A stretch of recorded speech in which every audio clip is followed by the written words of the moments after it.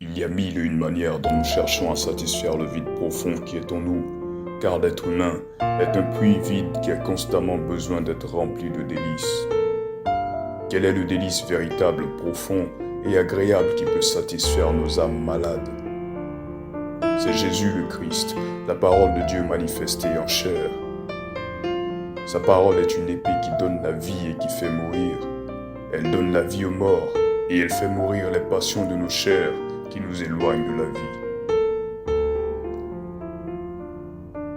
Comme les fruits sortis de la verge d'Aaron, le message qui va suivre est un fruit sorti de la verge de Christ, crucifié sur le bois du calvaire. Attentifs soyons et que toute la gloire soit à Jésus-Christ par le sang duquel nous échappons à l'enfer.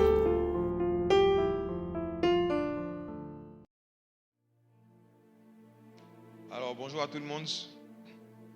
On bénit le Seigneur pour la grâce qu'il nous donne de nous retrouver encore ici ce matin.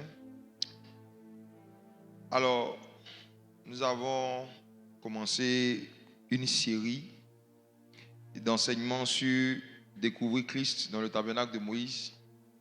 Aujourd'hui, c'est la deuxième partie, la suite de ce qu'on a commencé à voir.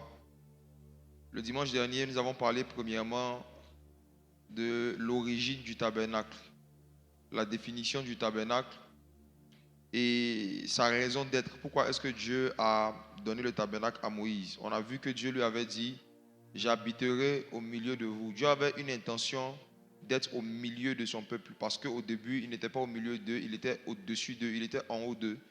Dans les airs, le peuple voyait Dieu en forme de colonne le jour et en forme de feu la nuit.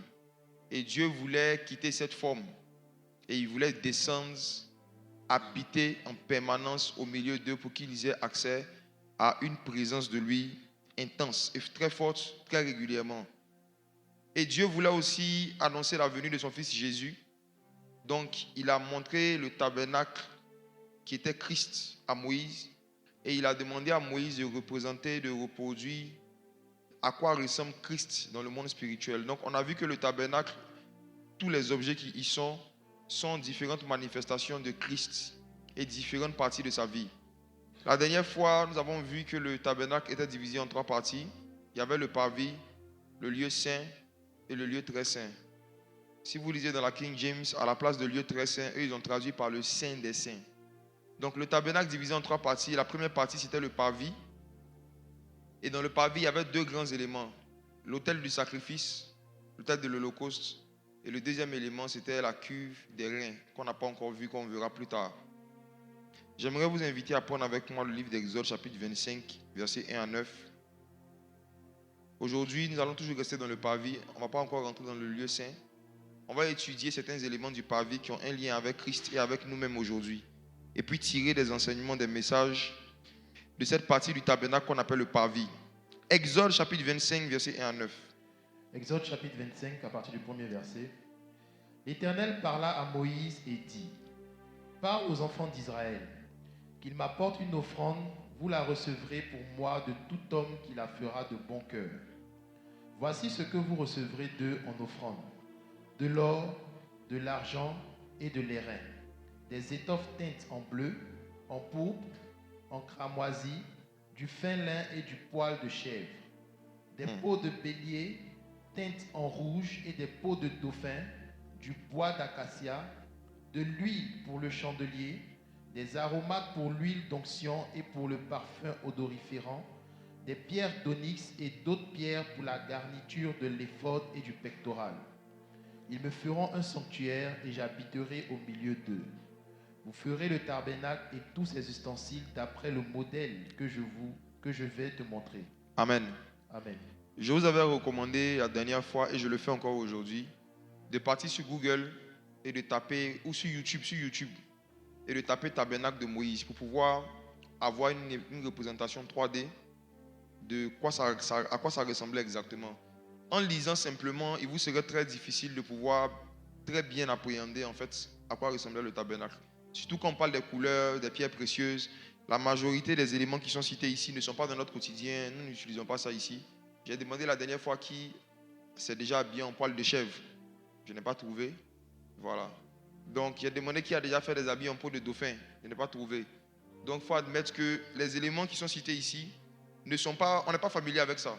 Donc si vous voulez bien comprendre, bien voir du moins à quoi ressemble le tabernacle, pour voir ça en image, il faut regarder sur Google ou sur YouTube surtout.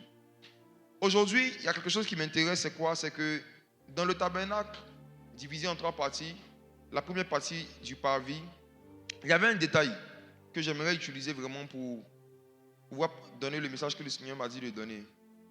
Ce message que je vais prêcher aujourd'hui, ça fait environ 2 ans que je me prépare à prêcher cela. 2 ans. J'ai pris vraiment du temps parce que je voulais vraiment avoir assez d'éléments bibliques. Et surtout, je voulais vraiment prendre le temps de faire vraiment le tour de la question parce que c'est un sujet très sensible. C'est un sujet très sensible. Je dirais même que c'est un sujet à polémique. Dans le parvis, tout le monde pouvait rentrer. C'était la partie du tabernacle où tout le peuple pouvait rentrer. Je n'avais pas forcément besoin d'être sacrificateur, je n'avais pas besoin d'être prophète, je n'avais pas besoin d'être homme de Dieu. La première partie du tabernacle qu'on appelle le parvis est une partie où tout le monde pouvait rentrer. Et deuxièmement, c'est une partie où tout le monde pouvait rentrer indépendamment de son habillement. C'est la partie où tu pouvais rentrer, peu importe la façon dont tu étais habillé, peu importe les couleurs que tu portais, tu pouvais avoir accès au parvis. On appelle ça le parvis. Et vous savez, ces 3 parties du tabernacle représentent 3 dimensions de la présence de Dieu. 3 dimensions de la présence de Christ. Le tabernacle, c'est Christ. Et en Christ, il y a 3 grandes manifestations de sa présence. Dans le parvis, il y a une présence de Dieu, mais qui n'est pas intense. Dans le lieu saint, il y a une présence de Dieu qui est beaucoup plus intense. Et dans le lieu très saint, il y a une autre manifestation de la gloire de Dieu qui est beaucoup plus intense. Nous sommes tous en Christ, mais nous ne sommes pas tous au même niveau dans la présence de Christ. Il y a des gens ici, vous êtes en Christ, mais vous êtes encore au niveau du parvis. Et en étudiant, je me suis rendu compte qu'on peut rester en Christ, dans le parvis de Christ, pendant 15 ans. On peut passer toute sa vie chrétienne dans le parvis. Le parvis, c'est la partie charnelle de la présence spirituelle de Dieu. Le parvis, c'est une présence de Dieu à laquelle ont accès même les animaux, même les mouches, même les moustiques. Avez-vous déjà remarqué cette histoire dans la Bible où Dieu était avec ses anges? La Bible dit qu'ils étaient en train de faire une réunion et Satan est venu au milieu d'eux. Vous connaissez cette histoire dans Job chapitre 1. Je me suis demandé pendant des années comment est-ce que Satan arrive à venir dans la présence de Dieu, à venir se mettre au milieu des enfants de Dieu. J'ai eu la réponse récemment. C'était dans le parvis. En fait, le parvis, il a même Satan accès à là-bas. Les chrétiens qui sont dans la présence de Dieu, parvis, c'est eux, toujours femmes de nuit, mari de nuit, ont accès à leurs rêves. Je comprends tout maintenant. En fait, le parvis est une partie de la présence de Dieu à laquelle même un démon peut avoir accès, même Satan peut avoir accès. C'est une partie de la présence de Dieu où si tu restes là-bas, tu n'es pas en sécurité. Parce que tout le monde peut rentrer là-bas. Le parvis. Le parvis, c'est la présence de Dieu que tu expérimentes quand tu prends la décision de donner ta vie à Jésus, de naître de nouveau. Et tu rentres en Christ, tu es dans le parvis. Dieu t'appelle à évoluer et à rentrer dans le lieu saint. C'est là-bas que tout le monde ne peut pas rentrer. C'est là-bas qu'il y a la vraie protection. Et mes frères et sœurs, Dieu dans le tabernacle avait donné une condition qu'il fallait remplir. L'une des premières conditions qu'il fallait remplir pour quitter le parvis et rentrer dans le lieu saint, c'était l'habillement. Dieu avait imposé une façon de s'habiller pour avoir accès au lieu saint. Donc pour quitter une dimension de sa présence à laquelle tout le monde a accès, même Satan, pour rentrer dans une dimension de sa présence qui est plus intense et plus forte, il fallait changer sa façon de s'habiller. Je me suis rendu compte que ce qui donne accès à Christ, c'est le sang de Jésus. Et ce qui donne accès au parvis, au premier niveau de la présence de Dieu, c'est la grâce. Mais ce qui donne accès au lieu saint, c'est l'habillement, c'est même pas la prière. Je vais vous expliquer ce matin que même si vous jeûnez beaucoup, même si vous priez beaucoup, mais que vous vous habillez de façon impudique, vous n'allez jamais avoir accès à la présence intense du Saint-Esprit régulièrement. Vous n'allez pas transporter la présence de Dieu. Jésus est en train de prêcher un jour et puis il dit, si je demeure en vous et que vous demeurez en moi, demandez ce que vous voulez, cela vous sera accordé. Il dit si je demeure en vous et que vous demeurez en moi. Donc ça veut dire qu'il y a possibilité que Christ demeure en toi, mais que toi tu ne demeures pas en lui. Ce n'est pas parce que Christ est en toi que tu es en Christ tout le temps. Jésus dit, lui il est en toi, il n'y a pas de problème. Mais il y a des choses à faire pour que toi tu rentres dans sa présence. Et demeurer, c'est rester pendant longtemps. Donc ça veut dire qu'on peut juste visiter sa présence et sortir sans demeurer. Et Dieu dans le tabernacle avait déjà montré, il avait déjà donné le modèle. Il avait dit, tout le monde peut avoir accès au parvis, même si tu veux porter des badets pour venir au parvis. Mais une fois que tu aspires à rentrer dans le lieu saint, là où la lumière que tu reçois ne vient pas de la nature, mais que ça vient de l'onction, de l'huile, du chandelier. En fait, il faut s'habiller de façon pudique. Et Dieu a donné des détails sur l'habillement de ceux et celles qu'on appelait les sacrificateurs. La Bible dit dans le livre d'Apocalypse chapitre 1 que lorsque Jésus est allé à la croix, il a fait de nous tous un peuple de rois et de sacrificateurs. Donc vous tous qui avez accepté Christ, vous êtes des sacrificateurs. Vous êtes des sacrificateurs. Et j'attire votre attention encore sur un détail. Avez-vous déjà remarqué que dans l'ancienne alliance, dans l'Ancien Testament, il n'y avait pas de sacrificateurs femmes? Est-ce que vous avez remarqué que la notion de sacrificateur, les femmes n'y avaient pas droit dans l'ancienne alliance? Tous les sacrificateurs étaient 100% des hommes. J'ai étudié, j'ai regardé dans ma Bible, j'ai cherché les raisons. Et j'ai vu que l'une des raisons pour lesquelles le Seigneur ne permettait pas, pendant un moment, que les femmes aient accès au tabernacle, c'est à cause de l'habillement.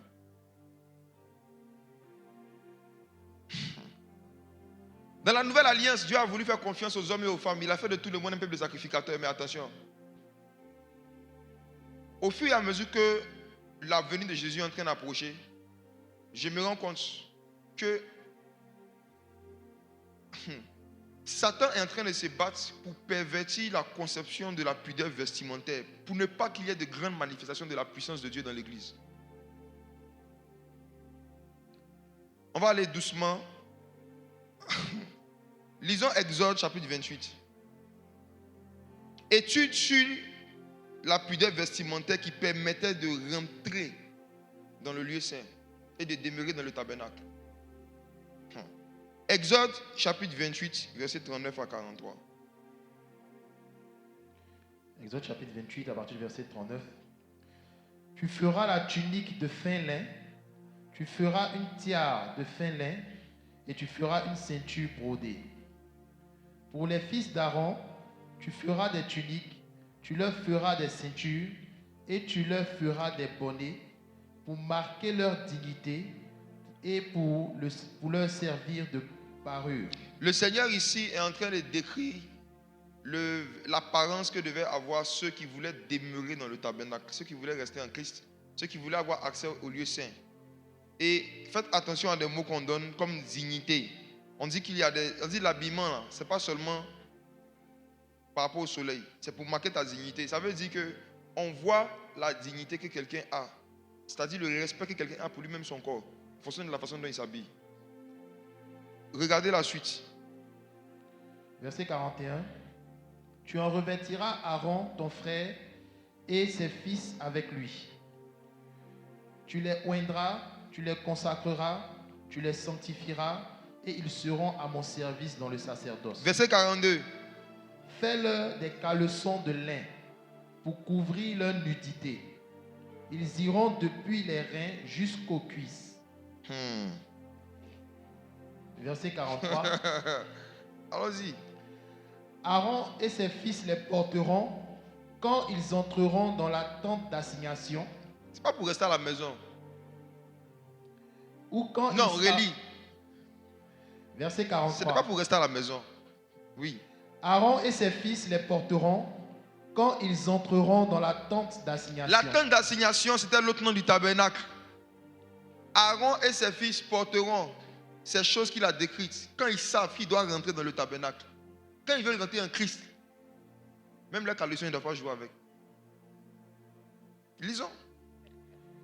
Ou quand ils s'approcheront de l'autel pour faire le service dans le sanctuaire. Pour faire le service, pour venir servir Dieu. Allons-y. Ainsi, ils ne se rendront point coupables et ne mourront point. C'est une loi perpétuelle pour Aaron et pour ses descendants après lui. Vous allez voir beaucoup de lois qui ont été données dans l'ancienne alliance et ça finit par c'est une loi perpétuelle, c'est une loi perpétuelle, une loi perpétuelle. La loi perpétuelle, ça veut dire quoi? C'est une loi qui sera toujours en vigueur dans le monde spirituel. Mais ça va changer dans la nouvelle alliance, la façon de le pratiquer. La forme, la façon de pratiquer cette loi peut changer, mais cette loi existe toujours. Toutes les lois que vous lisez dans le Lévitique sont qu'ils ont mis loi perpétuelle. Jusqu'à aujourd'hui, ça existe. Sauf que Christ, par son sacrifice, a changé la façon dont on pratique cela. Par exemple, la loi du sacrifice, la loi de l'Holocauste, ça existe. Mais aujourd'hui, on ne sacrifie plus des moutons, des agneaux. On sacrifie nos corps, on sacrifie nos biens. On offre des sacrifices de louange. Donc, il y a toujours la notion de sacrifice, mais c'est ce qu'on sacrifie qui a changé. De la même façon, il y a toujours la notion de pouvoir faire attention à la façon dont on s'habille pour venir dans la maison de Dieu faire le service, pour s'approcher de l'autel qui est la croix. Il y a toujours une façon dont Dieu veut que ceux qui s'approchent de lui s'habillent et comprennent que leur maison et la maison de Dieu, ce n'est pas la même maison. C'est maintenant que je vais commencer. Mes frères et sœurs, Dieu a dit aux sacrificateurs, si vous voulez me servir, vous me donnez le droit de vous dicter la façon dont vous devez vous habiller. Ce n'est pas possible de marcher avec Dieu et de lui interdire, de nous interdire de porter certains habits. Dieu dit à ceux et celles qui voulaient rentrer dans le tabernacle, surtout dans le lieu saint, il y a une façon dont je veux que vous vous habillez lorsque vous allez rentrer dans ma maison, lorsque vous venez dans le tabernacle. Ça veut dire quoi? À l'époque, les sacrificateurs pouvaient s'habiller comme ils voulaient quand ils étaient dans leur maison. Mais une fois qu'ils savent qu'ils vont dans la maison de Dieu, ils doivent se soucier de pouvoir couvrir un minimum, sinon un maximum, leur nudité. Mes frères et sœurs, l'église n'est pas votre maison. C'est la maison de Dieu. L'église n'est même pas la maison du pasteur. C'est la maison de Dieu. L'église n'est pas la maison des prophètes et des apôtres. C'est la maison de Dieu.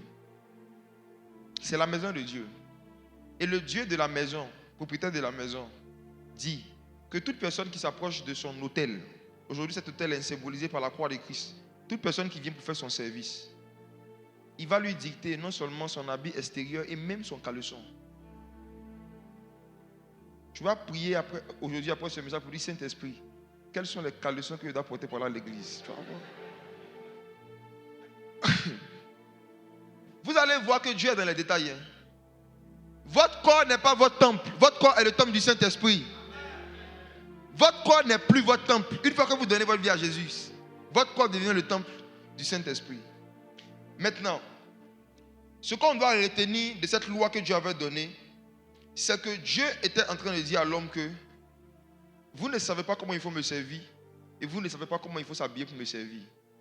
L'homme, l'humanité a perdu depuis le jardin d'Éden, c'est ce qu'on va voir, la notion de la pudeur vestimentaire selon Dieu. Ce que Dieu appelle s'habiller de façon décente et ce que nous on appelle s'habiller de façon décente, je vous assure que c'est des choses très opposées. Dans la société, la notion de la décence varie en fonction de la culture. Chaque culture, chaque pays a ce qu'il appelle être décent. Mais je bénis Dieu de ce que dans les Écritures, Dieu était très clair. C'est ce que lui, il appelle exposer sa nudité. J'ai dit, j'ai pris le temps d'étudier le sujet pendant longtemps. J'ai commencé mon étude en 2023. Je revenais dessus à certaines fois de temps en temps. Et récemment, quand j'ai commencé l'étude sur le tabernacle, l'Esprit du Seigneur m'a ramené encore dessus. Et il m'a dit, c'est le moment maintenant d'en parler. Retournons. Regardons comment est-ce que la culture de se dénuder pour se promener est rentrée dans l'humanité. Genèse, chapitre 3, versets 6 à 7. Il y a eu un temps dans l'histoire de l'humanité où les gens s'habillaient bien. Après, il y a eu un autre temps où les gens s'habillaient mal pour sortir. Actuellement, où on est arrivé, les gens se déshabillent mal pour sortir. Et même quand ils savent qu'ils vont venir dans un lieu de culte, dans la maison de Dieu, ils se déshabillent mal. Ces mêmes personnes, si on les invite dans une mosquée, si on les invite à la mosquée, sans que personne ne leur dise quoi que ce soit, s'ils savent que c'est dans une mosquée, ils vont porter un habit en fonction de ça. J'ai connu quelqu'un dans un quartier où j'habitais avant, qui était toujours, toutes ses habits, une fille, toujours en mini. Que ce soit culotte mini, jupe mini, même qu'elle n'attache pas une mini. Jusqu'au jour où la Tabaski est arrivée, il y avait un jour de Tabaski. Et ce jour-là, je m'attendais à voir un boubou mini. Mais j'ai vu que le boubou qu'elle avait porté était un boubou normal. Donc, il a vu que le jour où elle veut se couvrir là, elle sait se couvrir. Donc, elle fait exprès. Ce n'est pas qu'elle est allergique à la couverture. En fonction de l'endroit et de la connaissance des mœurs des personnes où elle va, elle s'adapte. Donc, pourquoi est-ce qu'on est arrivé à un point où nos frères musulmans ont la réputation de s'habiller de façon plus décente que ceux et celles qui sont dans le tabernacle? Genèse chapitre 3, versets 6 à 7. La femme vit que l'arbre était bon à manger et agréable à la vue, et qu'il était précieux pour ouvrir l'intelligence. Elle prit de son fruit et en mangea. Elle en donna aussi à son mari qui était auprès d'elle, et il en mangea. Les yeux de l'un et de l'autre s'ouvrirent. Ils connurent qu'ils étaient nus, et ayant cousu des feuilles de figuier, ils s'en firent des ceintures. Les yeux de l'un et de l'autre s'ouvrirent. Ils connurent qu'ils étaient nus, et ayant cousu des feuilles de figuier, ils s'en firent des ceintures. Mes frères et sœurs, il y a une représentation d'Adam et Ève que vous allez voir dans les dessins animés qu'on retrouve dans les films, où on voit un homme et une femme qui sont complètement nus. Et dont vous-même vous pouvez voir un peu la nudité à travers le dessin. Cette représentation d'Adam et Ève avant la chute n'est pas vraie. Ça n'est pas exact. Quand Dieu a créé Adam et Ève, n'oubliez pas une chose. Adam et Ève n'avaient pas de passé. Ils n'ont pas été enfants. Ils n'ont pas fait 9 mois dans un ventre. Ils ne sont pas sortis d'une femme. Dieu a créé Adam adulte. Il a créé Ève adulte. Dieu les a pris et Dieu les a déposés dans le jardin d'Éden. Et Dieu leur a dit qu'il leur donne autorité, domination sur les serpents, les scorpions, sur toute la puissance de l'ennemi. Dieu dit qu'il leur a donné une domination sur toute la création. Et je vous donne 2 détails qui prouvent que Adam et Ève avaient des vêtements. Mais ces vêtements étaient spirituels, mais cachaient leur nudité physique. Ils avaient des habits. Première indication. Jusqu'à aujourd'hui, dans la société, comment tu reconnais un policier? Comment on reconnaît un policier?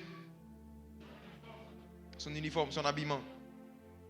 Si tu rentres dans un endroit qui est censé être un hôpital, et que quelqu'un qui a porté un t-shirt vert avec un jean bleu et des tapettes vient, et il te dit de venir, il va te piquer. Est-ce que tu vas le suivre? Mais si dans le même hôpital, quelqu'un qui a habillé en blouse blanche te demande de le suivre dans un bureau, est-ce que tu vas le suivre?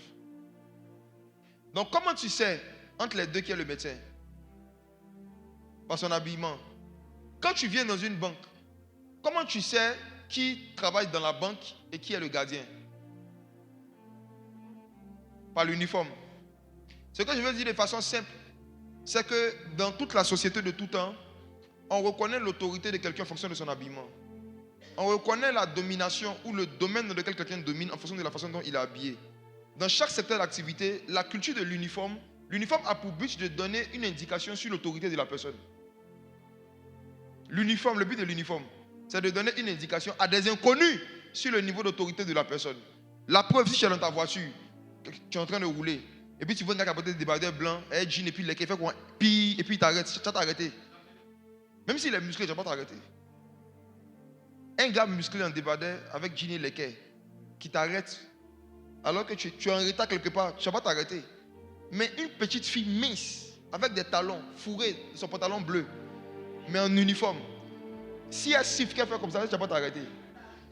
Donc ce qui t'a fait t'arrêter, ce n'est pas la forme, c'est l'uniforme. L'autorité n'est pas dans la forme, ça y est dans quoi? L'uniforme. Ok. Donc Dieu crée Adam et il lui dit que je te donne la domination sur les serpents, les scorpions, sur tous les animaux des champs. Quand les animaux regardaient Adam, comment ils savent que celui-là, il a une domination? Comment ils savent? La réponse est dans Matthieu chapitre 4.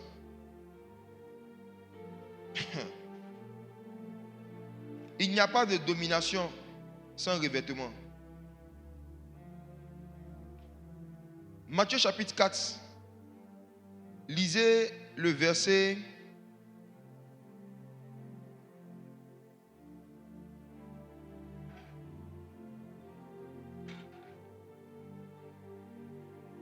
Bon, dans Matthieu 4, le Seigneur a été tenté par Satan, tout ce qu'on sait. Il a vaincu. Et je préfère qu'on aille dans Luc 4, verset 14. Luc 4, 14. Allons-y. Luc chapitre 4, verset 14. Oui. Jésus, revêtu de la puissance de l'Esprit, retourna en Galilée et sa renommée se répandit dans tout le pays d'alentour. Jésus était le dernier Adam. Adam était le premier Adam. Adam était revêtu de la puissance de l'Esprit. C'est ce revêtement-là qui lui donnait la domination sur toute la création. Adam était revêtu de la puissance de l'Esprit. Adam était revêtu de la puissance de l'Esprit. Maintenant, quelqu'un me dira, est-ce que le revêtement de puissance de l'Esprit cache la nudité physique? 2 Rois, chapitre 2.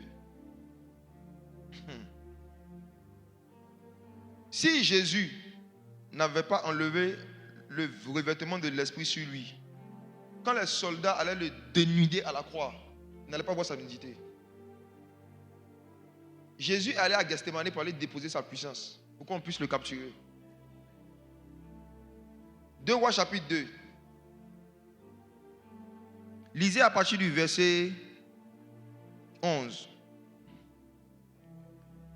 Comme il continuait à marcher en parlant, voici un char de feu et des chevaux de feu les séparèrent l'un de l'autre, et Élie monta au ciel dans un tourbillon.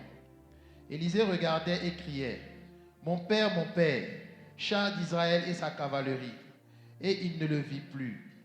Saisissant alors ses vêtements, il les déchira en 2 morceaux, et il releva le manteau qu'Élie avait laissé tomber. Puis il retourna et s'arrêta au bord du Jourdain. Relis le verset 12 s'il te plaît.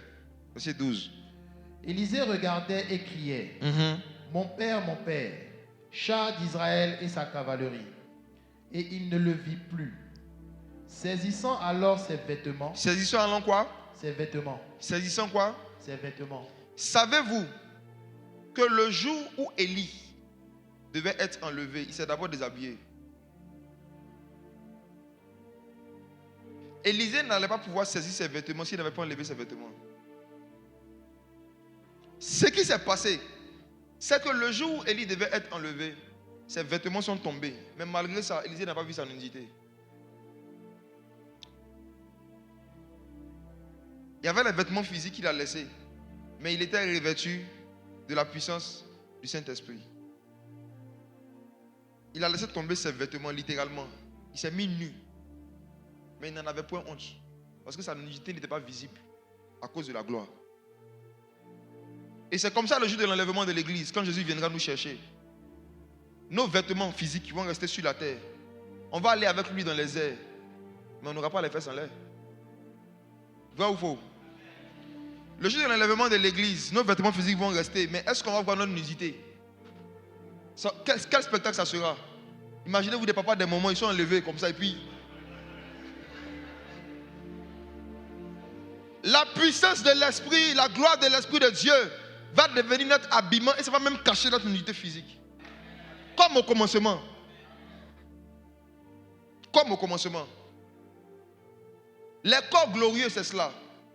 Ce sont des corps qui, quoique n'ont pas de vêtements physiques, n'ont pas la capacité d'exposer une nudité à cause d'une puissance, une gloire qui est dessus.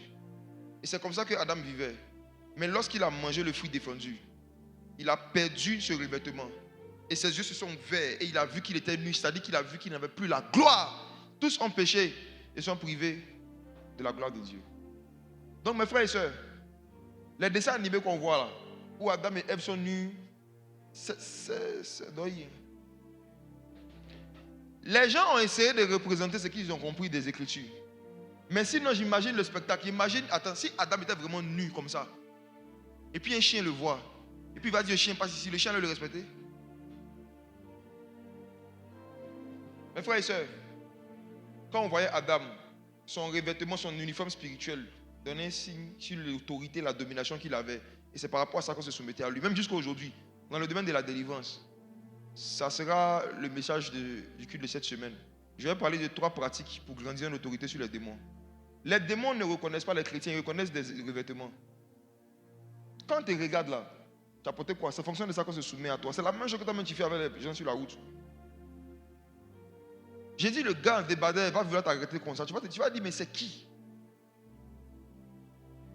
L'uniforme, le revêtement est très important. La façon de s'habiller dans le monde spirituel est très importante. Mais ta façon de t'habiller dans le monde physique est un signe indicateur de la façon dont tu t'habilles dans le monde spirituel. Quand tu es nu spirituellement, ça se voit dans ta préférence pour les vêtements qui exposent ta nudité. Voici. Les gens qui cherchaient à expérimenter la gloire de Dieu, les gens qui voulaient demeurer dans la gloire de Dieu, que ce soit dans le tabernacle ou en dehors, avaient une culture. Quand ils savent qu'ils sont dans un endroit où Dieu va se manifester de façon particulière, ils faisaient l'effort de se couvrir aussi de façon particulière. Je donne 3 exemples. Premier exemple, Genèse chapitre 24, versets 64 à 65. Ce que je suis en train de dire sera valable pas seulement pour quand vous venez dans des rassemblements chrétiens, quand vous êtes hors de votre maison dans des rassemblements chrétiens, mais c'est aussi valable dans vos moments d'intimité avec Dieu. Je vais en parler.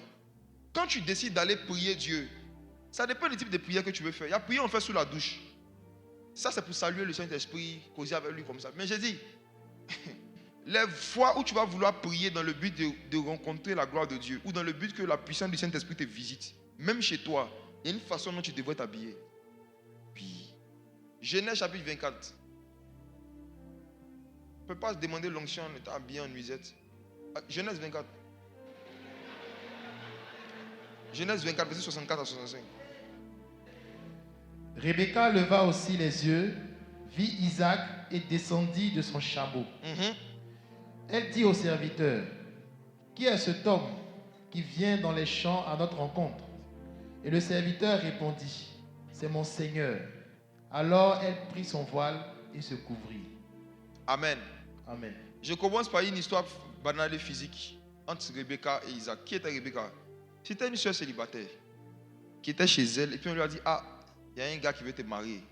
À l'époque, il n'y avait pas de photos. À l'époque, il n'y avait pas de vidéos. Donc avant d'accepter, elle ne pouvait pas dire, attends, je vais voir son visage pour voir si c'est mon genre. On est venu informer Rebecca qu'il y a quelqu'un qui veut te marier. Ce sur quoi elle s'est basée pour accepter, on lui a montré un peu de son argent, du gars, ses bijoux. On dit que Rebecca a vu, elle dit allons. Elle n'avait jamais vu Isaac, elle avait déjà accepté. Ça c'était à l'époque c'est comme ça que ça fonctionnait. Aujourd'hui les gens regardent le visage, ils ne regardent pas dans la poche et puis ils acceptent. Rebecca a regardé d'abord, elle dit, regarde, il t'a envoyé des bijoux, elle a regardé, elle dit, ok, allons. Quand elle partait, la Bible dit, quand elle est arrivée, qu'est-ce qu'elle a vu? Elle a vu qui? Elle a vu un homme. Et elle a demandé au gars, c'est qui? Il y avait beaucoup de gens là-bas.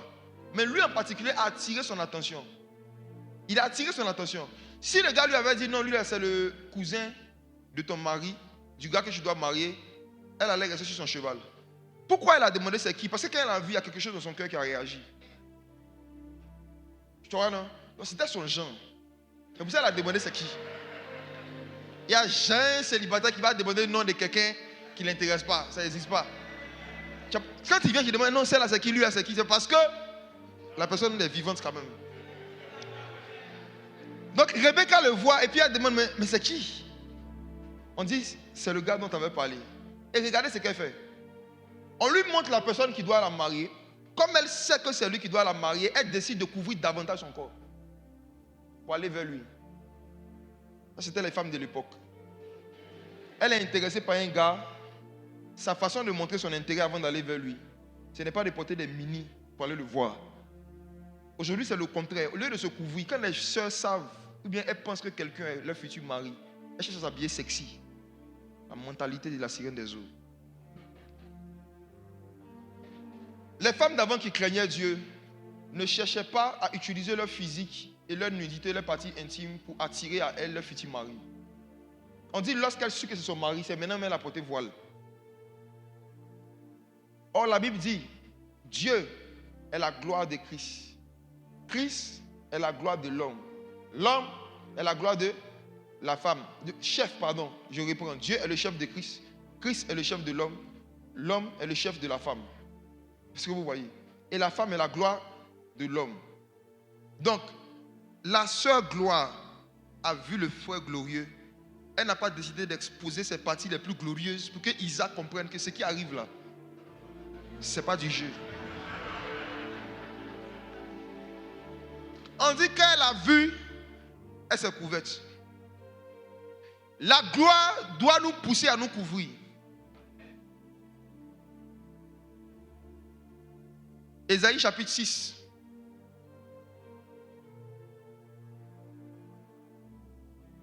Ésaïe chapitre 6, verset 2. Des séraphins se tenaient au-dessus de lui. Ils avaient chacun 6 ailes, 2 dont ils se couvraient la face, 2 dont ils se couvraient les pieds, et 2 dont ils se servaient pour voler. Ésaïe a vu une scène dans le ciel que nous connaissons. Il a vu le Seigneur sur son trône et il a vu des anges, des séraphins, qui ont fait quelque chose qui devait interpeller les chrétiens quand même.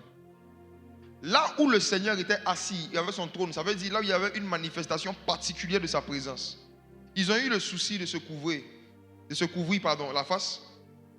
Ils ont pris les autres ailes pour voler. Et surtout ce qui m'intéresse dans ce verset, c'est le fait que les séraphins ont voulu se couvrir les jambes.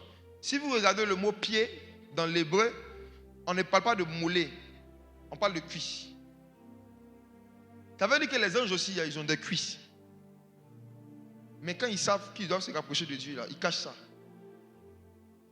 Et toi?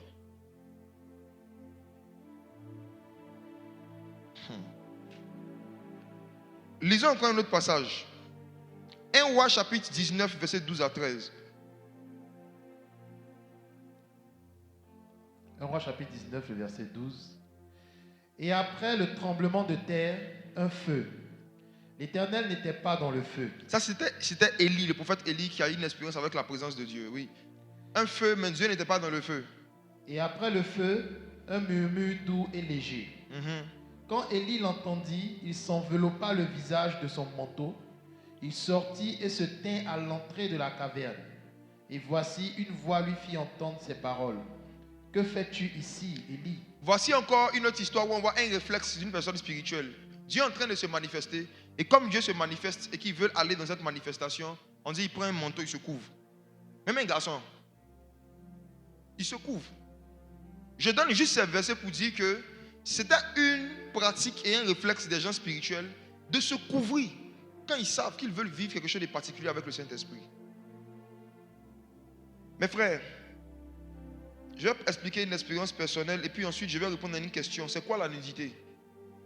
C'est quoi on doit couvrir?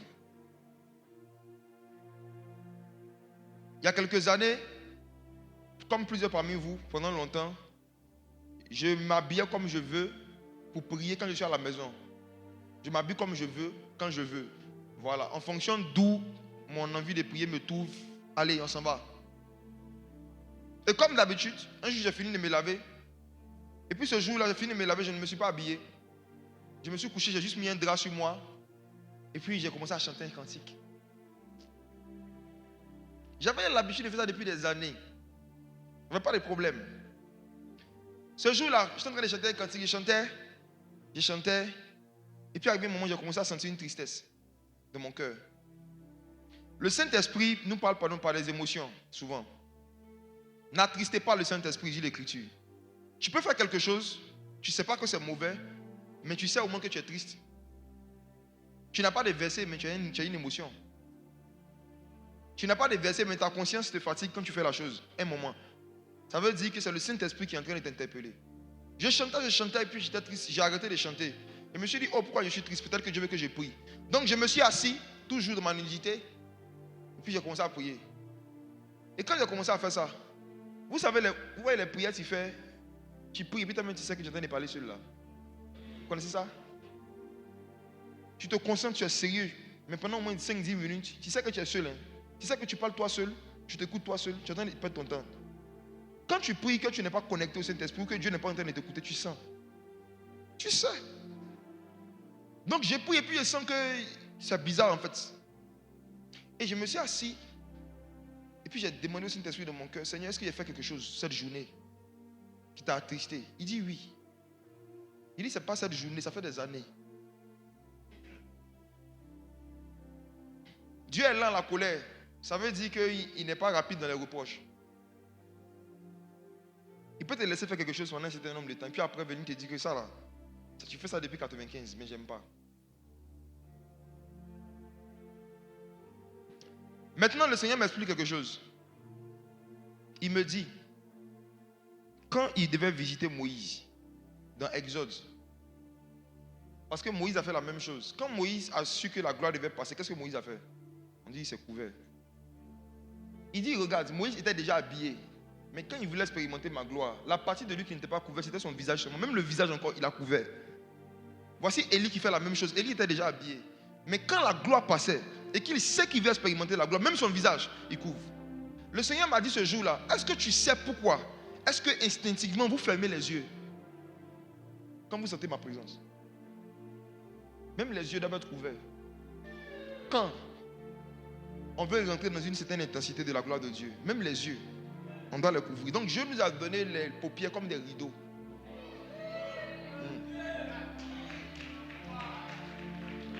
Le Seigneur m'a dit, je vous ai donné les paupières, même pour couvrir vos yeux, pour que ma gloire passe.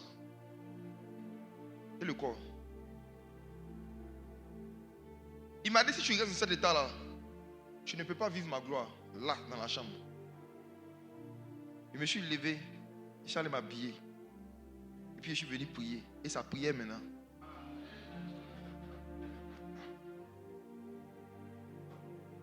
Dieu n'a pas changé. Il est le même hier, aujourd'hui et éternellement. Tu ne peux pas être visité par le Dieu de Moïse sans te comporter comme Moïse. Tu ne peux pas être visité par le Dieu d'Élie sans faire ce que Élie faisait. Ces hommes ont connu Dieu avant nous, ils connaissaient Dieu mieux que nous. Ils étaient plus familiers à Dieu que nous. Mais il y a des légèretés qui ne se permettaient pas dans la présence de Dieu. Malgré que Dieu leur parlait face à face, toi Dieu te parle dans le dos. Dieu te parle par derrière et Dieu leur parlait par devant.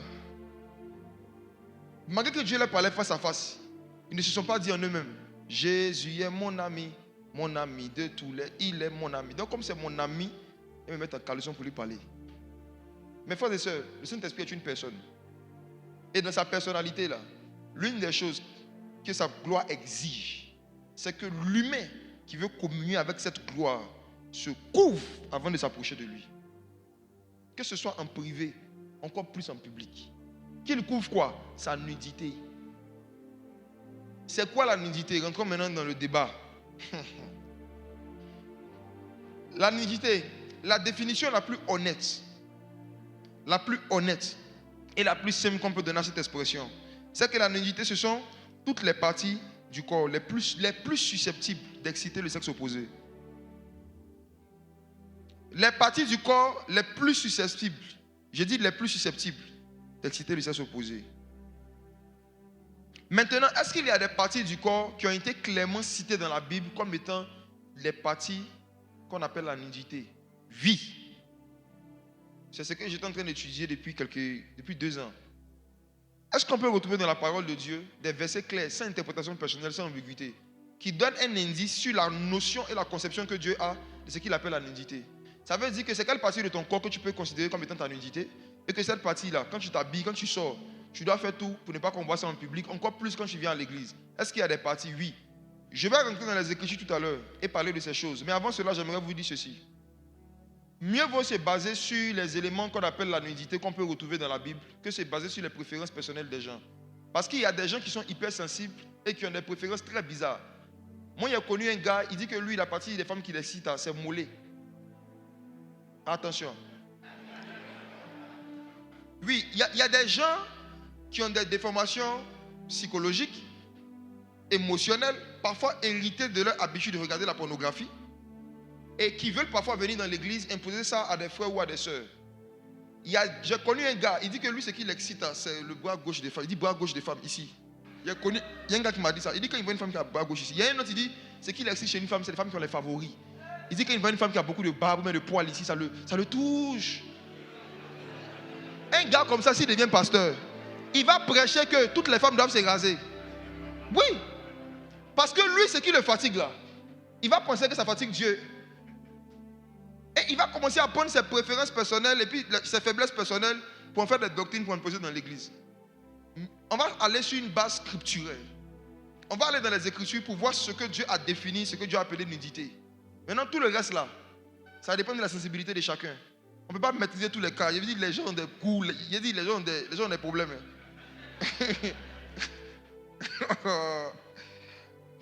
Alors, commençons. Quelles sont les parties du corps qui sont clairement identifiées dans la Bible comme faisant partie de la nudité? Premièrement, Exode 28, verset 42.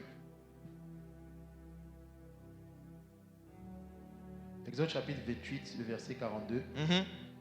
Fais-leur des caleçons de lin pour couvrir leur nudité. Ils iront depuis les reins jusqu'aux cuisses. Voici la définition de nudité de Dieu. Première définition. Nudité là. Depuis les reins jusqu'aux cuisses, ici. Ça veut dire que quand tu portes un habit là, il faut t'arranger. Hein?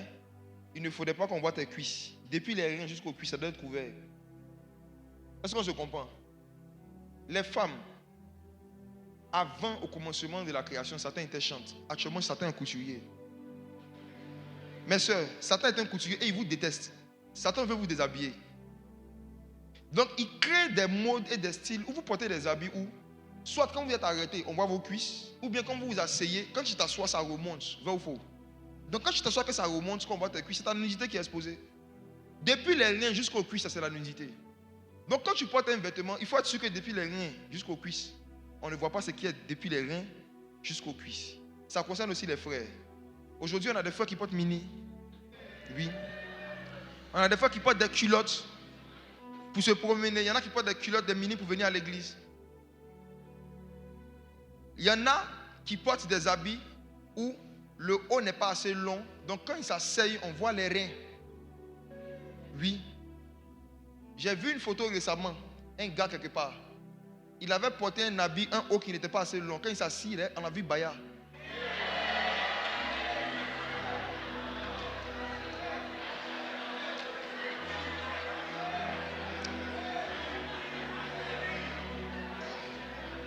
Depuis les reins jusqu'aux cuisses.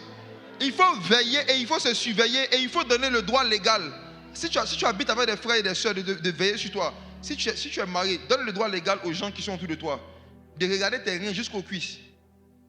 Et puis de te dire si ça va ou ça ne va pas. Si vous ne donnez pas le droit aux gens de pouvoir vous donner des avis sur vos habillements, je vous dis la vérité. Vous pouvez garder une culture de vous habiller mal pendant des années dans la foi. Ça ne va pas vous emmener en enfer, mais ça va vous empêcher de rentrer dans la gloire. Vous allez vous priver de certaines expériences avec le Saint-Esprit à cause de votre habillement. Parce que le Saint-Esprit est regardant dessus. Nous sommes dans le tabernacle. Christ est un tabernacle. Et dans le tabernacle, là, on ne joue pas. Hein. Il n'y a pas d'exception en fait. Il y a des frères et sœurs qui sont frustrés. Il y en a même là, ils sont en Christ, mais ils ne parlent pas en langue jusqu'à aujourd'hui à cause de l'habillement. Parce que même parler en langue, le Saint-Esprit veut te donner, mais qui regarde ta façon de t'habiller? Il dit si j'ai même parlé en langue dans la bouche de quelqu'un qui s'habille comme ça, les gens vont douter du Saint-Esprit. Donnez le droit à des frères et sœurs, à vos frères et sœurs, de vous donner leur opinion ou leurs avis sur vos habillements. Dans les débuts de la foi, on est dans le parvis. Et dans le parvis, il y a une connaissance des choses de Dieu qu'on n'a pas. Et il y a une façon dont on s'habillait avant de venir en Christ. Quand tu te convertis, tu changes. Tes habits ne se donnent pas à Jésus. Les mêmes habits que tu avais quand tu étais païen, c'est les mêmes qui sont là. Donc c'est logique et c'est normal que tu continues de les porter après ta conversion. Mais ce qui n'est pas logique, c'est qu'après des mois, après des années, tu portes toujours tous les mêmes vêtements, même ceux et celles qui exposent depuis tes reins jusqu'aux cuisses. Tu peux ne pas être interpellé dans ton cœur par le Saint-Esprit, mais laisse-toi interpeller par les frères et sœurs. Si tu es quelqu'un qui est en mode, moi je veux m'habiller comme je veux, vous n'avez pas le droit de me dire quelque chose. Si tu décides de t'habiller comme tu veux, je t'informe que Dieu a décidé de t'exaucer quand il veut. Si tu décides de devenir souverain par rapport à ton apparence vestimentaire, Dieu va te manifester aussi sa souveraineté par rapport aux exaucements des choses les plus importantes dont tu as besoin sur la terre. Depuis les reins jusqu'aux cuisses. Je ne vais plus jamais voir un frère de la MSA ici venir ici en culotte. Ici, là, ce n'est pas un match de foot. Quand on joue ballon, là, on est hors du tabernacle. Portez vos culottes là-bas. Quand vous venez ici, ne portez pas de culottes. Les sœurs, franchement, je vous demande pardon. Ne faites pas un effort. Faites 3 efforts. Faites 3 efforts. Depuis les reins jusqu'aux cuisses. Je m'attarde là-dessus. Satan est devenu couturier. il inspire des modèles de vêtements où parfois le bas ici est très plaqué, donc ça dessine les parties génitales. Je commence des femmes d'abord, ça dessine les parties génitales. Et le haut n'est pas assez long. Quand le haut ne descend pas en bas des reins, quand ça ne descend pas assez, le problème avec ça, c'est que quand on chante, je lève les mains vers le ciel. Quand tu lèves les mains comme ça, tous les départements de la com, le caméraman, ceux qui sont derrière, ils sont obligés de se prosterner devant l'Éternel.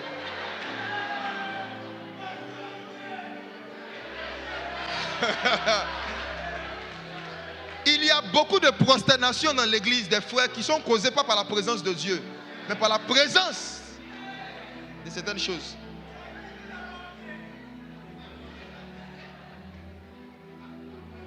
Avant de sortir et de venir dans un rassemblement chrétien, ma soeur, l'habit que tu as porté là, mets-toi devant le miroir et puis chante. Je lève les mains vers le ciel.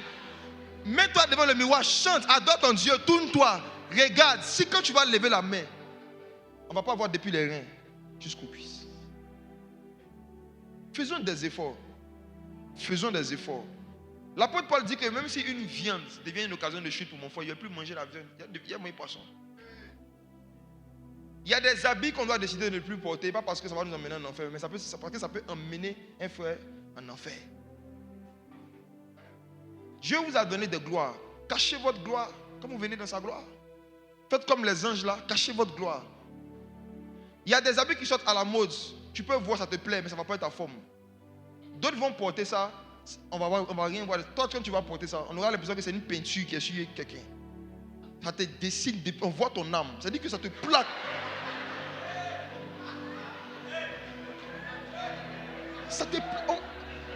On voit ton âme dessinée comme ça. Faisons des efforts.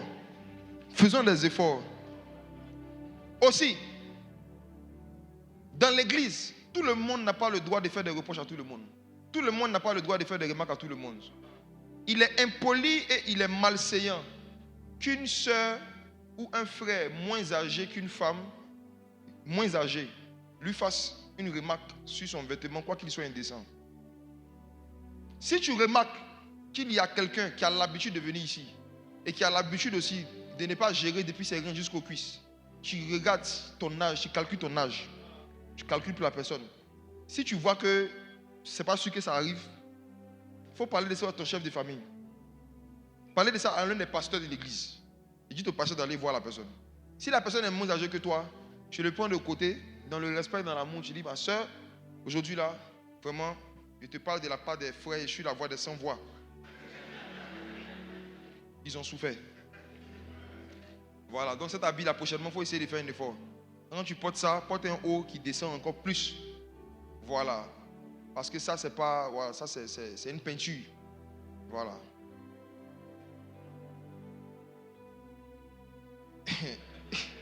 Il arrive des fois où on a vu dans le cadre dans les églises, des jeunes, des moins jeunes se permettent de faire des reproches à des plus âgés que par rapport à leur habit, par rapport à leurs vêtements. Ça, c'est pas bon, c'est un manque de respect. Ça ne se fait pas. Je ne peux même pas ça ici. Si vous voyez quelqu'un faire ça une fois, deux fois, ça vous dérange, vous approchez un pasteur de l'église, l'un des anciens. Ils s'asseyent toujours ici. Ils ont des badges.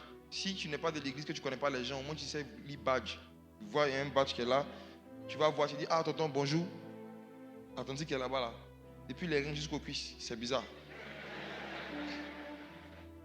C'est eux qui vont lui parler. Amen. Amen.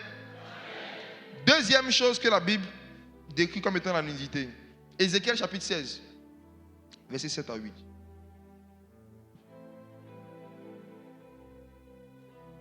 Ézéchiel chapitre 16, à partir du verset 7. Je t'ai multiplié par 10 milliers, comme les herbes des champs. Et tu pris de l'accroissement, tu grandis, tu devins d'une beauté parfaite. Tes seins se formèrent, ta chevelure se développa. Mais tu étais nu, entièrement nu. Mais tu étais nu, entièrement nu. Donc il y a possibilité d'être nu, mais pas entièrement. Allons-y, on peut être nu à moitié, pas entièrement. Oui. Je passais près de toi, je te regardais, et voici, ton temps était là. le temps des amours. Hmm. J'entendis sur toi le pan de ma robe, j'étendis sur toi le pan de ma robe, je couvris ta nudité, je te jurai fidélité, je fis alliance avec toi, dit le Seigneur l'Éternel, et tu fus à moi. Vous avez vu qu'avant de faire alliance, Dieu a d'abord couvert sa nudité, avant de faire alliance. Donc tous ceux et celles qui ne laissent pas Dieu couvrir leur nudité, ils ne vont pas avoir alliance avec Dieu. L'alliance commence par déjà se couvrir. Maintenant, la partie encore qui a été mentionnée ici par Dieu comme étant une partie sensible, il a parlé des saints, n'est-ce pas? Les saints. C'est une partie aussi qu'il faut apprendre à cacher. Satan est devenu couturier. Il y a une mode qui est sortie qui consiste pour les femmes à porter des vêtements sans soutien et de plaquer la poitrine.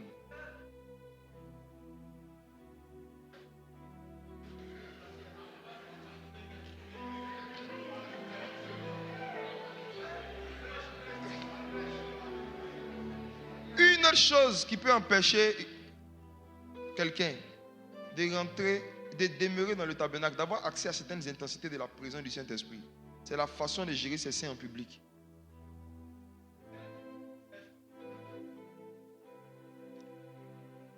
Ce ne sont pas toutes les modes qui sont bonnes à copier. Notre corps n'est pas notre temple. Notre corps est le temple du Saint-Esprit. Les sœurs, faites attention à ces choses. Les modèles d'habits, décolleté profond, décolleté plongeant. Habits où tu portes et puis on voit ton cœur. On voit le type de cœur que tu as. Renoncez à ces choses. Aujourd'hui, malheureusement, même les garçons, il y a des garçons qui portent décolleté. Il y a des garçons qui portent habits, on voit le sein, oui. Il y a des habits des garçons, maintenant ça descend jusqu'ici. Tu vois le gars, tu vois son cœur comme ça. Vous les frères en Christ qui avez l'habitude de faire des photos, des vidéos torse nu, cette habitude-là, c'est une habitude indécente, c'est impudique, c'est pas bon. Les seins des frères ont autant de valeur que les seins des sœurs. Si une sœur prend son portable et puis elle se fait photo torse nu qu'elle poste, tu vas leur dire quoi? Si une sœur va à la plage et puis elle est torse nu et puis elle se filme et puis elle poste, tu vas dire quoi? Si elle a la piscine qu'elle le fait, tu vas dire c'est pas normal. Mais la société a normalisé le fait de voir la nudité des hommes. La société a normalisé le fait de voir la poitrine, les seins des frères. Et les frères aussi se convertissent et ils pensent que leurs seins n'ont aucune valeur. Les seins ont de la valeur, frère. Allez faire le ménage sur vos pages Facebook, Instagram là. Oui, les photos que vous aviez avant Jésus-Christ là, supprimez-les, balayez-les. Les photos que vous-même, vous savez qu'aujourd'hui vous ne pouvez plus les faire parce que vous êtes en Christ. Supprimez ça. Supprimez ça. Je vais maintenant répondre à une question que sûrement que beaucoup de gens se posent. Peut-être que quelqu'un est en train de se poser ça même dans son cœur quand il m'écoute. Pourquoi en général quand on parle de l'habillement et même tous les versets du Nouveau Testament qui parlent de la pudeur vestimentaire ne s'adressent qu'aux femmes? Pourquoi on a l'impression que parler de la décence vestimentaire, c'est faire des attaques visées uniquement contre les femmes et contre les sœurs et les frères et les frères? Déjà même cette question, c'est un orgueil. Parce que si tout de suite aussi, on commence à parler exclusivement des drogués qui doivent arrêter la drogue, les drogués aussi vont dire pourquoi vous parlez des drogués et les homosexuels? C'est un mauvais cœur, c'est une mauvaise attitude. Pendant qu'on est en train de parler de quelque chose qui te concerne, de te poser la question, c'est pourquoi on ne parle pas des autres. C'est un très mauvais cœur déjà. Mais malgré ça, il répond à la question quand même. Il y a deux raisons pour lesquelles la majorité, pour ne pas dire tous les versets du Nouveau Testament qui parlent de la pudeur vestimentaire, s'adressent en général essentiellement aux femmes. Il y a deux raisons bibliques à cela. Deux raisons. La première raison est dans 1 Timothée chapitre 2, versets 13 à 14. Et ce que vous allez entendre va vous surprendre. C'est parce que Dieu aime beaucoup les femmes. La Bible dit que Dieu châtie ceux qui reconnaissent pour fils. Allons-y. 1 Timothée chapitre 2, le verset 13. Oui. Car Adam a été formé le premier, Oui. Ève ensuite. Et ce n'est pas Adam qui a été séduit, c'est la femme qui, séduite, s'est rendue coupable de transgression. La première raison pour laquelle la majorité des versets de la Bible qui parlent du fait de s'habiller décemment et de ne pas s'habiller de façon séduisante sont adressés aux femmes, c'est parce que ce n'est pas Adam qui a été séduit. Relis le verset s'il te plaît. Car Adam a été formé le premier, Ève ensuite. Et ce n'est pas Adam qui a été séduit. Ce n'est pas Adam qui a été séduit. Adam n'a jamais été séduit. Qui a été séduit? C'est la femme qui, séduite, s'est rendu coupable de transgression. Pourquoi est-ce que Dieu s'adresse en général aux femmes quand il s'agit de s'habiller de façon pudique? C'est parce qu'il y a quelque chose dans les gènes de la femme qui est prédisposé à séduire et qui aime séduire en utilisant l'apparence. Plus que chez l'homme. C'est plus développé chez la femme que chez l'homme. Pourquoi? Parce qu'au commencement, quelque chose s'est passé dans le jardin d'Éden. Et ce quelque chose, mes soeurs, a mis quelque chose dans votre sang. J'explique. Le serpent descend. Il voit Adam, il voit Ève. Il voit l'homme, il voit la femme. Le serpent veut séduire, mais il ne va pas vers Adam. Le serpent va vers la femme. C'est avec la femme qu'il parle. C'est avec la femme qu'il échange. Et pendant que le serpent est en train de parler, d'échanger avec la femme, quelque chose rentre en elle. Quelque chose rentre en elle. La femme a été séduite. Elle prend le fruit défendu, elle mange. Or, on nous dit clairement dans la parole que lorsque quelqu'un mangeait le fruit défendu, ses yeux s'ouvraient et cette personne-là se rendait, découvrait, voyait sa nudité qui était autrefois cachée. Donc, en français terre à terre, pour faire simple, la femme a été la première qui a reçu le venin de la séduction en elle et elle a été la première dont la nudité a été découverte. En fait, c'est ça. Elle a mangé le fruit avant Adam. Donc, c'est elle qui a été la première qui est rentrée dans cette affaire de nudité, exposée en public. C'était la femme. C'est la femme dont la nudité a été exposée en public. C'est elle qui a fini de manger. Elle s'est dit en elle-même, Jean, c'est mon seul hier parti en enfer.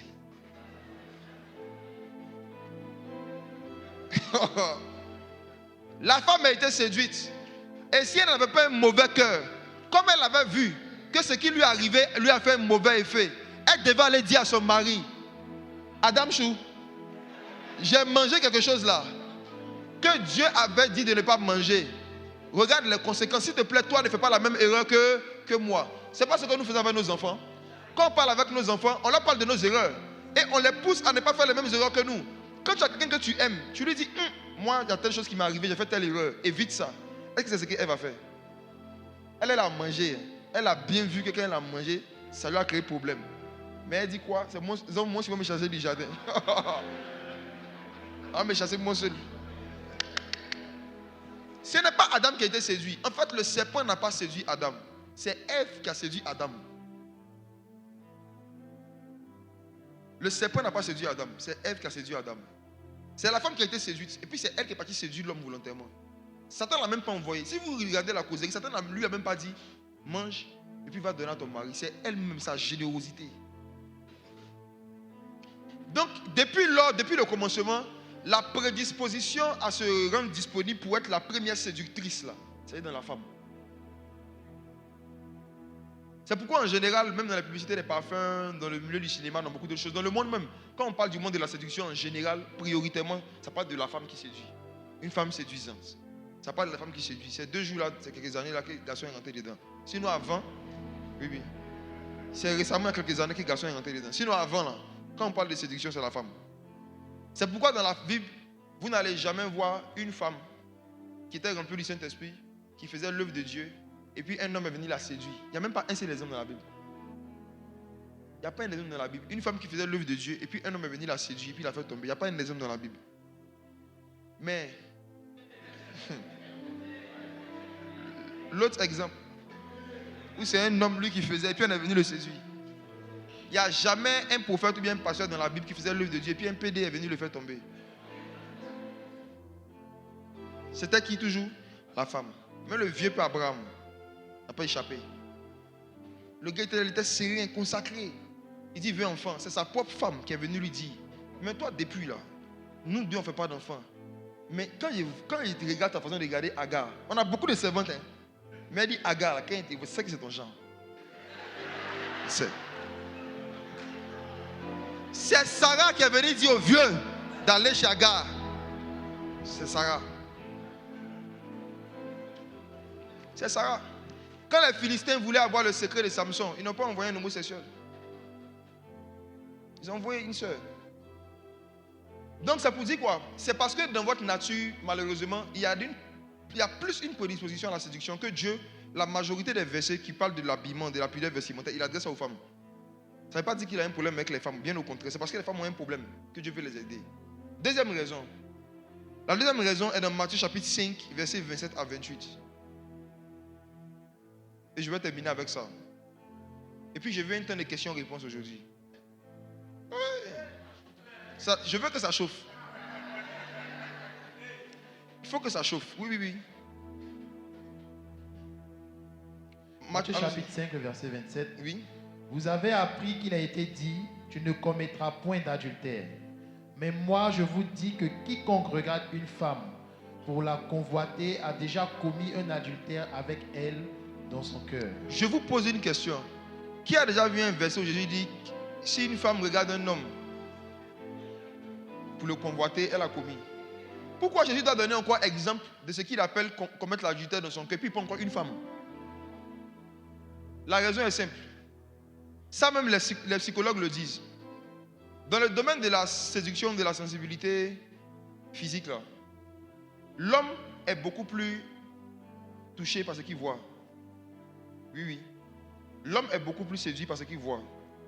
L'homme est beaucoup plus touché par ce qu'il regarde. La femme, elle est beaucoup plus séduite par ce qu'elle entend. Elle, ce qui la séduit, c'est plus ce qu'elle entend. Si la femme était séduite par ce qu'elle voyait, serpent ne pouvait jamais la séduire. Mais serpent est vilain. Le serpent était vilain, mais il parlait bien. Oui, oui, oui, il parlait bien.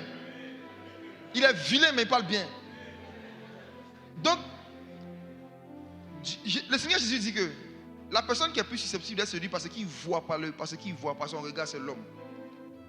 C'est Jésus qui l'a dit. Il dit, quiconque regarde. Mais la femme là, elle, c'est plutôt le côté d'entendre. Et c'est pourquoi, je n'ai pas le temps de rentrer dedans en détail, mais vous allez voir après que l'apôtre Paul aussi, quand il écrit à Timothée, il dit que les faux docteurs là, leur cible, ça sera les femmes, les faux docteurs, les faux enseignants, qui aiment les paroles doucereuses. Elles aiment les belles paroles. Allez, tu vas te marier, tu auras 7 enfants. Elle là, pourquoi c'est elle qui remplissent les veillées des prières où on prophétise toujours mariage, visa, voyage? Pourquoi? Elles sont touchées par ce qu'elles entendent. On les séduit plus par ce qu'on en dit. Ce n'est pas d'abord par l'apparence. C'est d'abord par ce qu'elles entendent. L'apparence, c'est vraiment un second plan. C'est pourquoi une fille peut se sentir attirée physiquement par un gars.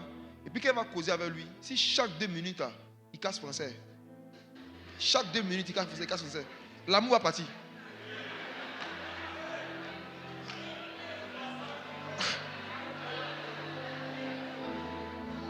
Elle peut se sentir physiquement attirée par quelqu'un. Si quand elle a besoin de conseils, elle lui demande son avis sur les choses, il n'a jamais d'avis à donner, il n'a jamais rien à dire. Ça tue quelque chose dans son cœur. La femme est plus touchée par ce qu'on lui dit. C'est pas d'abord l'apparence, ça vient en second plan. C'est plus parce qu'elle entend. Plus parce qu'elle entend. Donc c'est pourquoi quand Dieu veut parler du fait de faire l'effort de se couvrir, il parle plus aux femmes. Parce que les hommes là, eux, ils peuvent voir un petit truc seulement puis ils voyagent en même temps.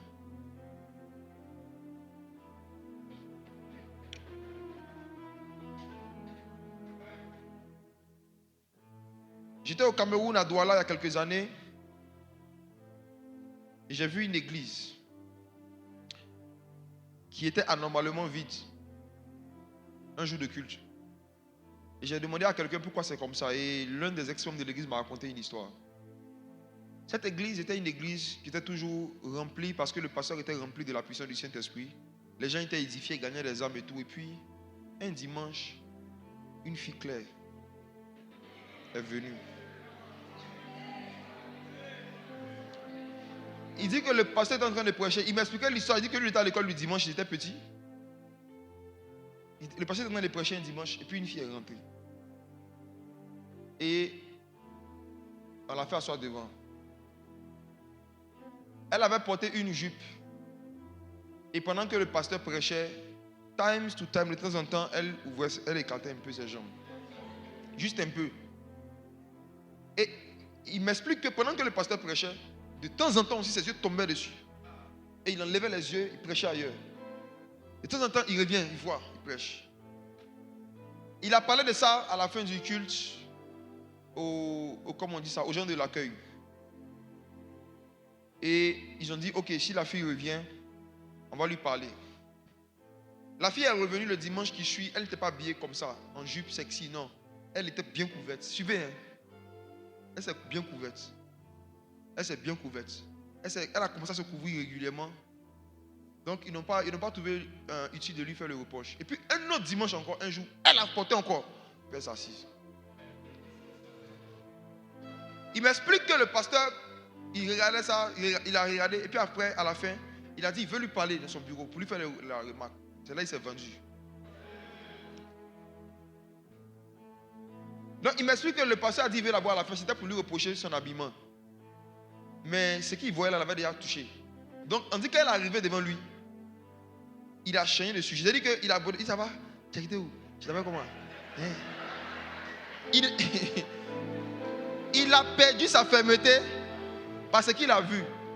Il n'avait plus la force de lui faire des reproches. Et la fin de l'histoire, finalement, le gars a divorcé, il s'est marié avec elle, l'église s'est cassée en deux.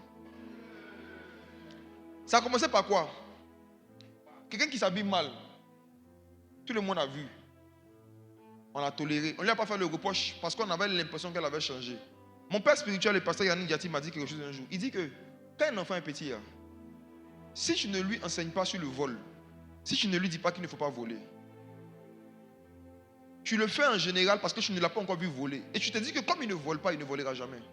Mais il dit que si tu ne lui parles pas des dégâts du vol, un jour, il aura envie de voler. Et il n'y aura pas dans son cœur quelque chose qui va l'empêcher de le faire. Et ce jour-là, ça peut être trop tard pour lui. Donc même quand quelqu'un n'a pas encore commencé à faire quelque chose, il faut lui dire qu'on ne fait pas. Il dit même que quelqu'un n'a pas encore commencé à faire, là, il faut lui dire on ne fait pas. Il faut lui dire pourquoi on ne fait pas.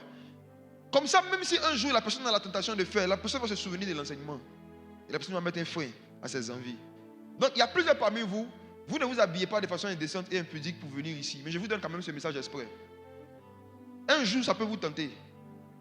Mais ce message-là, ça va revenir dans votre esprit. Vous pouvez être à la base de divorce. Vous pouvez être à la base de destruction d'un ministère, de destruction d'une église. Sans le vouloir, sans être sorcier. Juste parce que vous n'avez pas veillé à couvrir votre nudité pour aller dans un lieu sacré. Ne pensez pas que les hommes et les femmes qui sont ici, c'est des robots. Même corps qu'on avait quand on était païen, c'est le même corps-là qu'elle a. Quand on a donné nos vies à Jésus, personne ici a reçu un nouveau corps. C'est le même corps des païens là qu'elle a. C'est les mêmes nerfs qui sont dedans, les mêmes sensibilités, c'est les mêmes choses. Il y en a ici, elles ont des gens, c'est les mêmes gens là qui sont restés jusqu'à aujourd'hui. Même gens. Donc quand vous venez là, faites l'effort, tant que cela dépend de vous, de ne pas exposer vos nudités et de ne pas faire des choses dans l'intention de séduire. Dieu connaît les cœurs. Quand tu es en train de choisir ton habit le samedi soir et tu dis dans ton cœur, demain je dois tuer, tu veux tuer qui?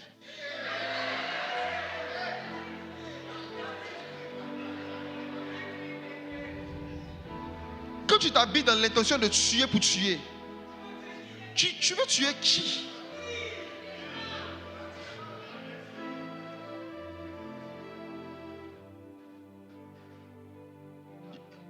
Voilà pourquoi, quand j'ai commencé à méditer ce sujet, je crois environ 2 ans, en 2023, j'ai prié, Dieu m'a exaucé. J'ai demandé au Seigneur de susciter des frères et des sœurs au milieu de nous qui vont créer des marques de vêtements. Non?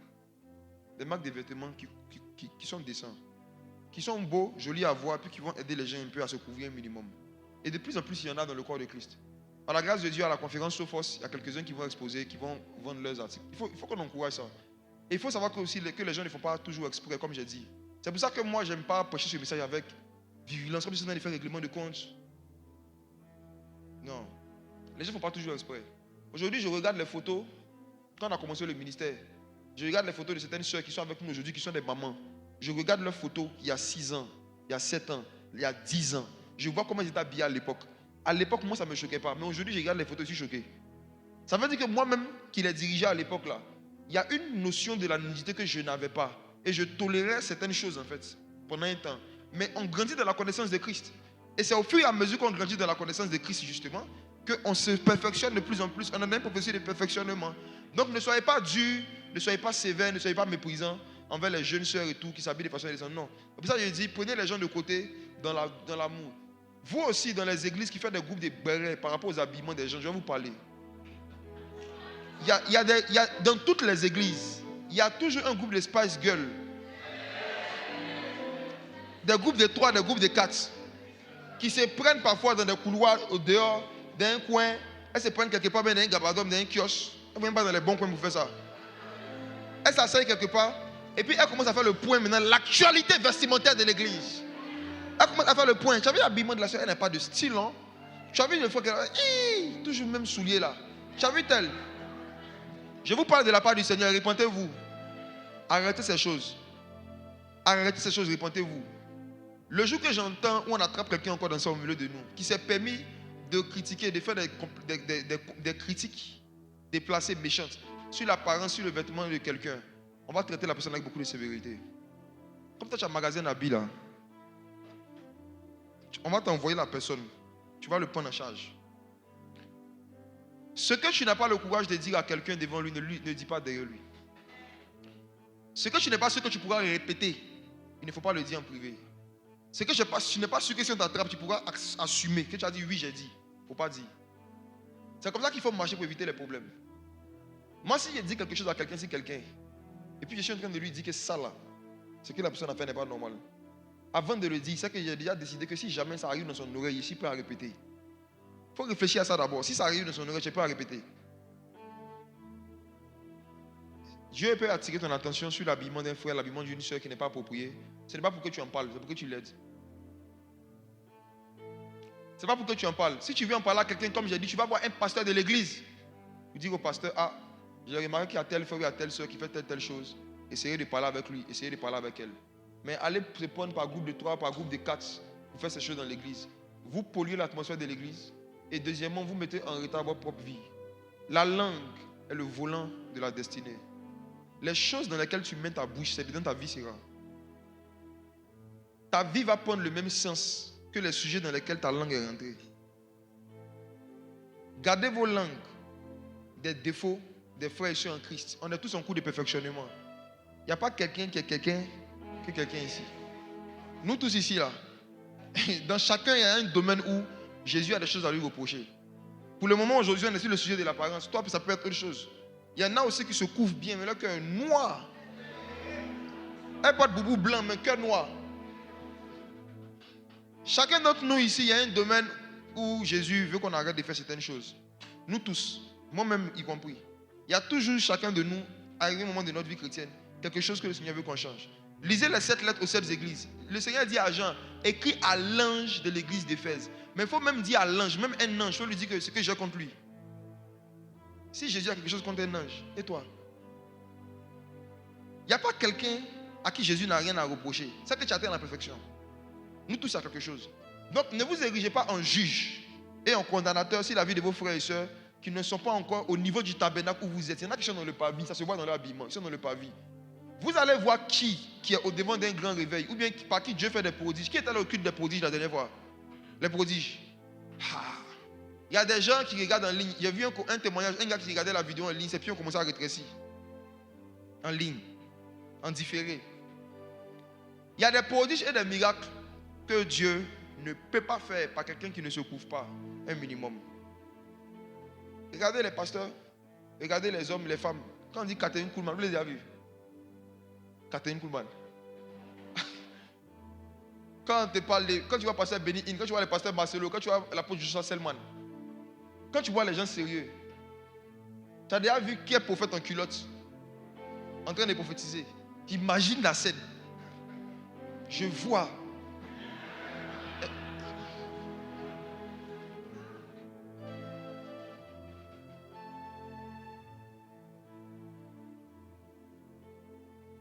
Je termine avec ceci.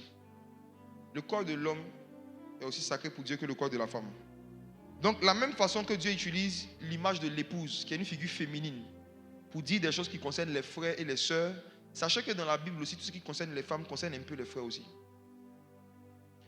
Je reprends. De la même façon que la notion de l'épouse, qui est une notion féminine, concerne à la fois les frères et les sœurs, sachez aussi que même quand Dieu parle de s'habiller de façon décente et qu'il parle aux femmes, ça concerne aussi les frères. Tout ce que Dieu dit dans l'église à des sœurs concerne un peu des frères. Et tout ce que Dieu dit à des frères concerne aussi un peu des sœurs. Amen. Amen. Prenez des résolutions, faites le ménage. Il faut que dans les familles de l'église, il y ait des groupes d'entraide, de distribution de vêtements, de partage d'habits.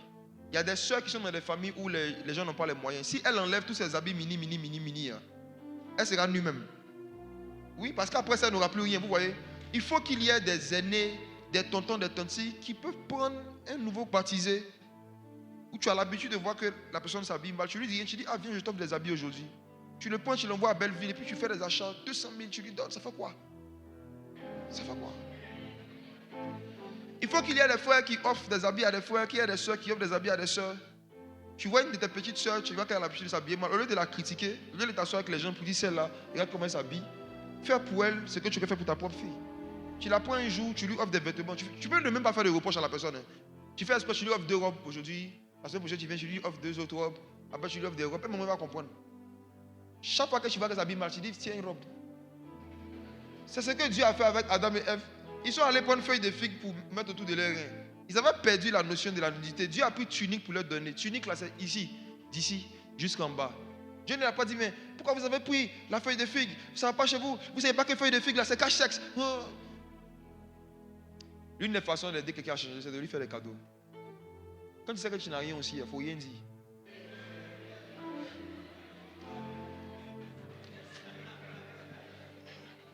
Oui. Tu te tais. Tu pries. Tu dis, Seigneur, change la soeur. Et change mes finances aussi. Elle, c'est son corps qui est nu. Moi, c'est mon compte qui est nu. Oh Dieu.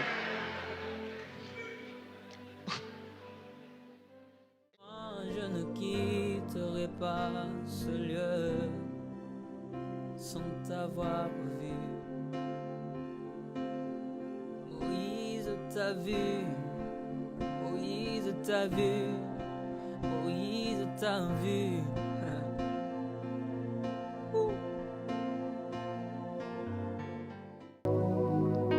L'onction est disponible comme une source d'eau